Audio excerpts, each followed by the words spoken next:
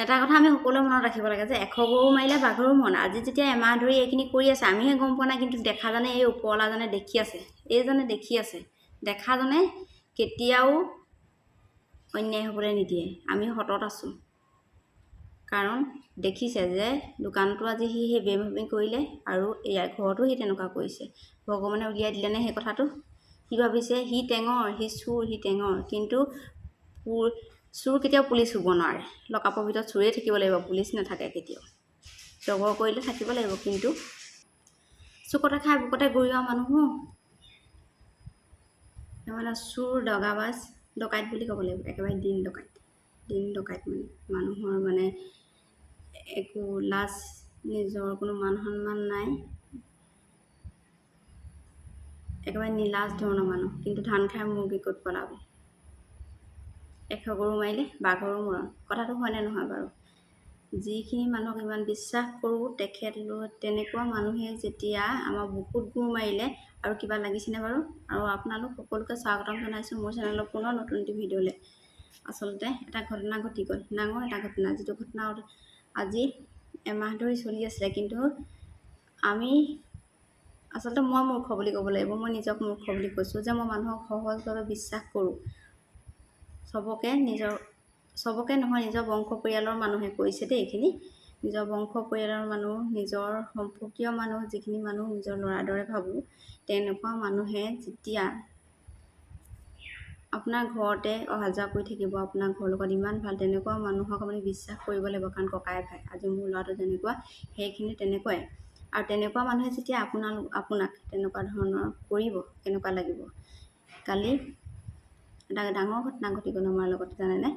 মানে ভোকৰ ভাত আৰু চকুৰ টোপনি নাইকিয়া হৈ গৈছে। ৰাতিপুৱা 5টা বজাতে উঠিছোঁ।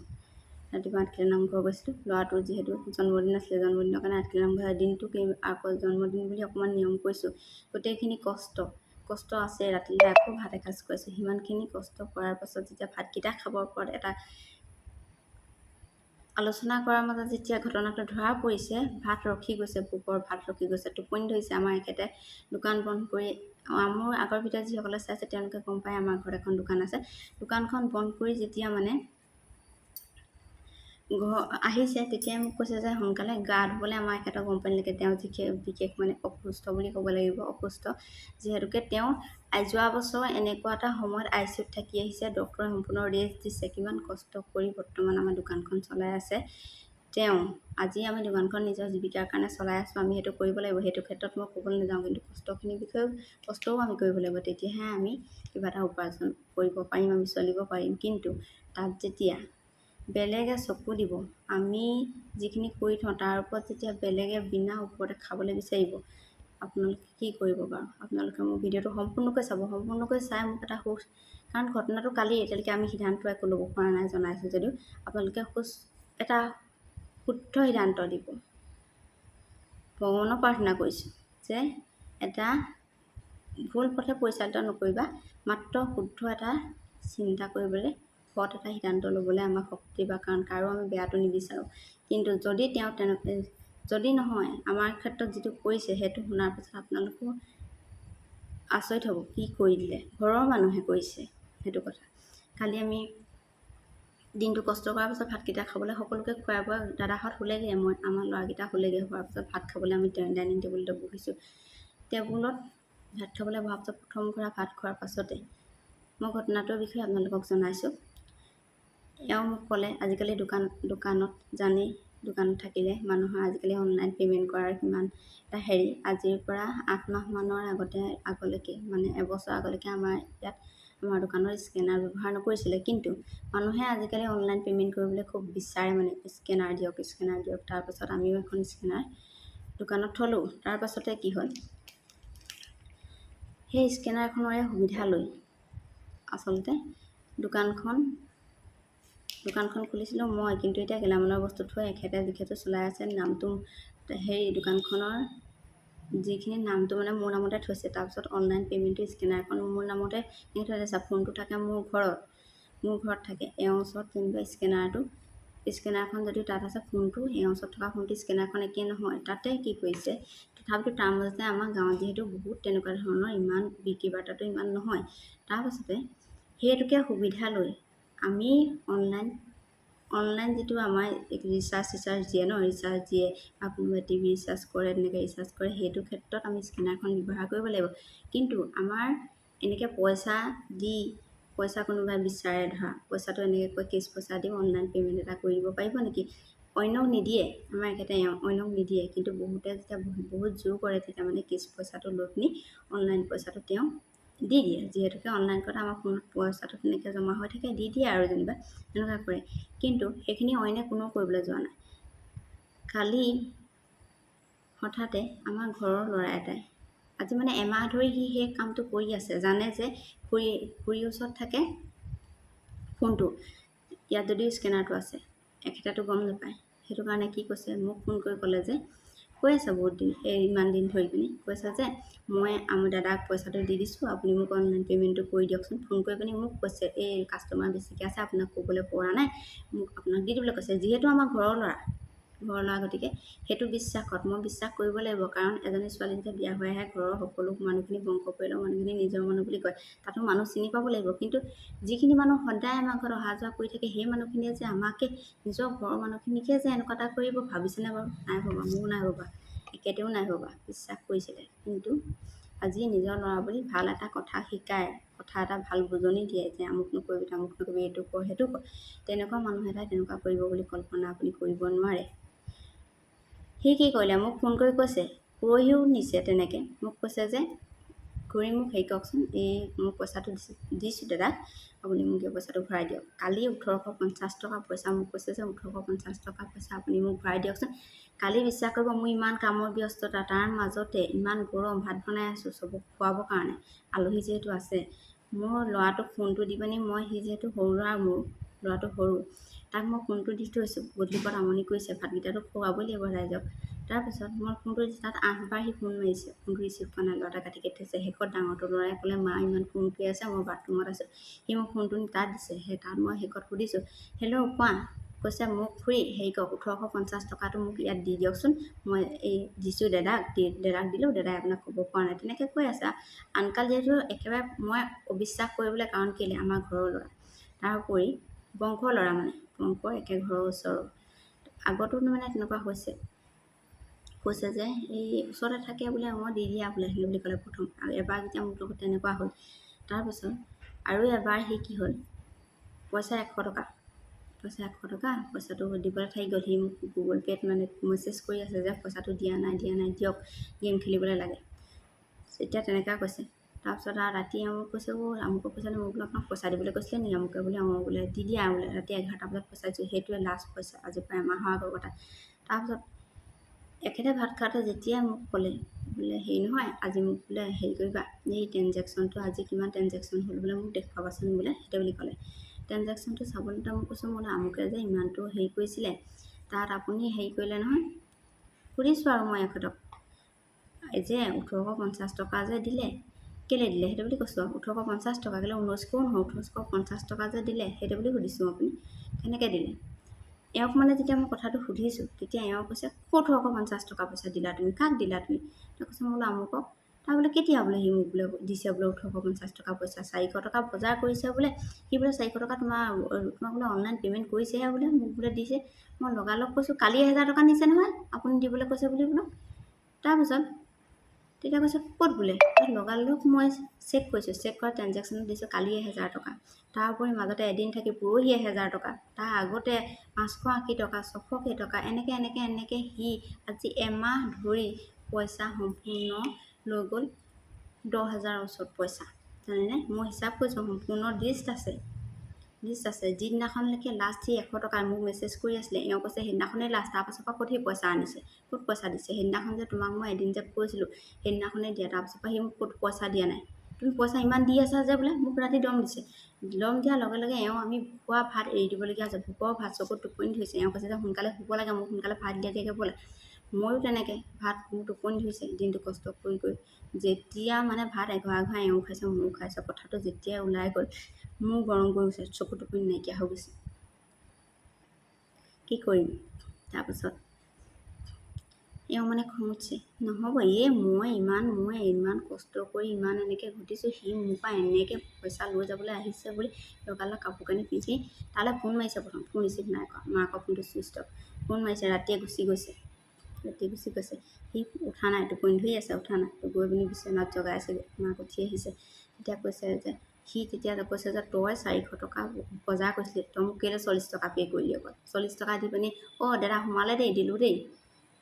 এওঁ কেনেকৈ কৈছে, দাদা সোমালে দেই, দিলোঁ দেই। 40 টকা পে' কৰিছে, 400 টকা। তোমালোকে বিশ্বাস কৰক, কাৰণ আমি বহুত কষ্ট কৰি এই দোকানখন তৰিবৰ কাৰণে আমি বহুত কষ্ট কৰিছোঁ। এই ভিডিঅ'টো যদি তুমি চোৱা, তোমাৰ পৰিয়ালৰ মানুহে যদি চায়, কষ্ট কৰিছোঁ আমি বহুত। আজি 6 বছৰ দিন হ'ল দোকানখন আৰম্ভ কৰা। দোকানখন প্ৰথম আৰম্ভ কৰোঁতে আমাৰ হাতত একো পইচা বহুত কম আছিলে। দেউতাৰ দিনৰ ঘৰটো আছে, কিন্তু আমি দেউতাৰ পইচাৰে দেউতাই আমাক খাবলৈ ববলৈ চলিবলৈ দিছিলে। কিন্তু আজি আমাৰ নিজৰ এখন সংসাৰ আছে, নিজৰ ল'ৰাটো আছে, স্কুললৈ যাওঁতে ক'তে পইচা লাগিছিলে, তাত তেনেকুৱা কিমান কষ্ট খাইছিলোঁ আমি বুজিছিলোঁ। কিন্তু নিজৰ অকণমান পুঁজি লৈ দোকানখন আৰম্ভ কৰিছিলোঁ। দিনটোত বিশ্বাস কৰিব, দোকানত মই থাকোঁ, এখেতে ল'ৰা স্কুললৈ লৈ যায়, লগালগ দোকান কৰি আহে। যিটো পইচা আগদিনাখন বিক্ৰী হয়, সেই পইচাটো বিক্ৰী কৰি সেই পইচাটো লৈ পিনি আকৌ ল'ৰা যেতিয়া 12টা বজাত আনিবলৈ যায়, আকৌ দোকানলৈ যায়গৈ। 11টা বজাতে যায়, বস্তুকেইটা লৈ ল'ৰাটো যিহেতু ৰখি থাকিব, বস্তুকেইটা লৈ ল'ৰাক লৈ আনে। যিটো পইচা উঠে, আকৌ কি হয়, ল'ৰাটোক যেতিয়া থৈ যাবহি, অলপ দেৰি চলাৰ পিছত 2:30মান বজাত আকৌ যাব লাগে। তেনেকৈ বজাৰ কৰি আমি 6 বছৰ দিন পাৰ কৰি আজি এসপ্তাহৰ কাৰণে বস্তুখিনি গোটাব পৰা অৱস্থালৈ আহিছোঁ। আমি বহুত টনকীয়াল মানুহ নহয়, কিন্তু সি চোৰে কি কৰিছে, আমাক বহুত গোৰ মাৰিছে। নিজৰ খুৰীয়েক দদায়েকৰ ঘৰত বহুত গোৰ মাৰিছে বুলি কৈছোঁ মই, কাৰণ আমি ইমান টকা মানুহ নহয়। আমাক যে এইখিনি কৰিবলৈ টকা দি আছে বুলি ভাবি কল্পনা কৰিবলৈ আহিছা যদি, কাৰণ আমি নিজৰ কিবা এটা কৰোঁ। আজি মই বিশ্বাস কৰিব, আজি মই কি কৰোঁ, কাপোৰ চিলাওঁ, ল'ৰাক চবকে খুৱাই বোৱাই, ল'ৰাটো কেঁচুৱাটো খুৱাই কৰি মই ৰাতি এডোখৰলৈকে 12টা, 1টা, 2টালৈকে কাপোৰ চিলাওঁ। ৰাতিপুৱা উঠিও ল'ৰা-ছোৱালী স্কুললৈ পঠিয়াব লাগে। কোনোবাই মোক প্ৰশ্ন কৰে, দেৰিকৈ উঠ।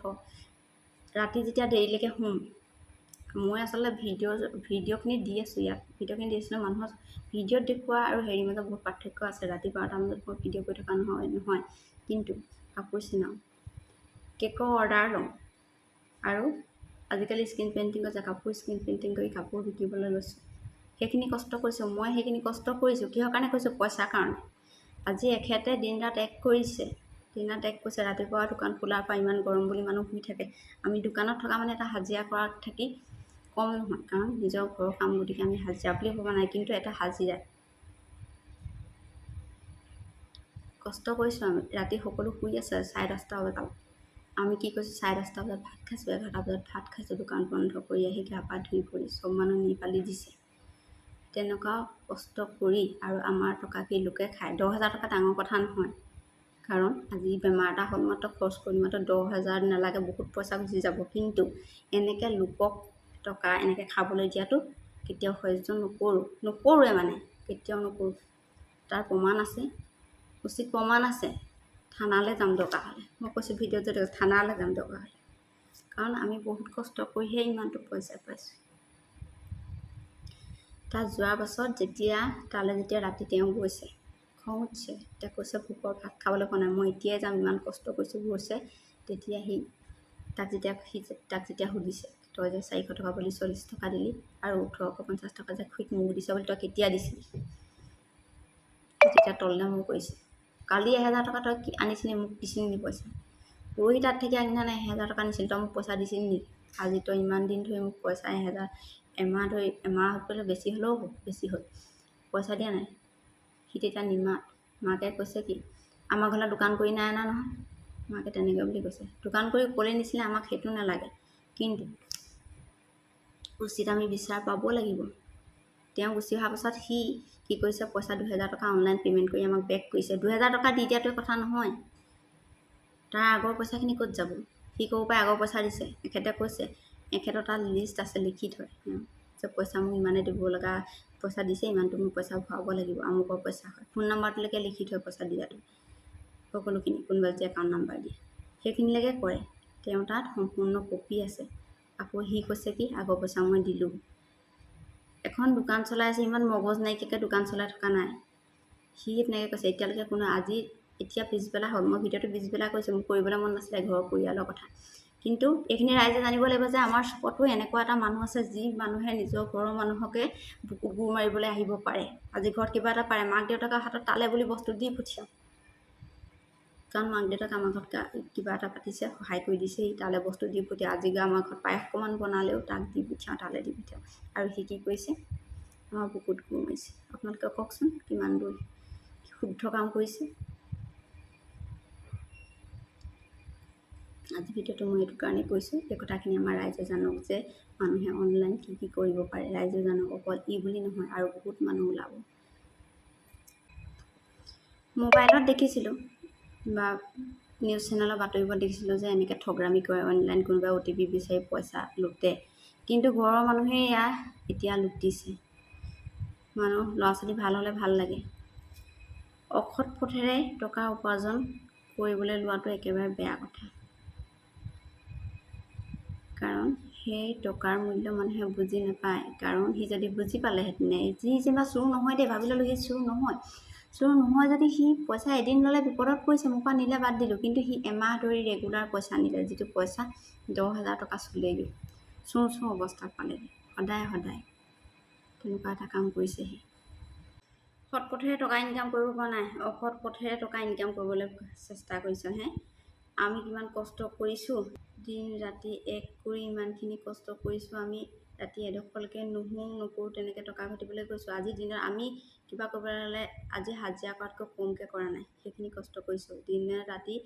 দিনত আমি তেনেকৈ ক'ত বহি ক'ত কিবাখিনি কৰি কথা মহলা মাৰি তেনেকৈ ক'তো পাৰ কৰা নাই। নিজৰ কষ্ট কৰি টকা ইনকাম কৰিছোঁ। কষ্ট কৰিবলৈ যায়, হাজিৰা কৰগৈ, দৰকাৰ হ'লে হাজিৰা কৰিব লাগিব। দৰকাৰ হ'লে যদি টকা তেনেকৈ লাগিবলৈ হয়, ইমান খৰচ কৰিবলৈ লাগে, যি ফুটনি কথা। আকৌ সেইবোৰ কথা পতা মানুহে লোকৰ টকা তেনেকৈ লুটি খাবলৈ আহিছে। চোৰ চালা শেষ কৰি পেলাইছে। এটা বেমাৰী মানুহৰ টকা খাবলৈ আহিছে, দিনটো নিজে ফুলি আছ তহঁতি। এখেতৰ দেহাটো দেখিছেনে কিমান কষ্ট কৰিছে, আৰু কষ্ট কৰিছে কেলৈ তহঁতক খুৱাবলৈ।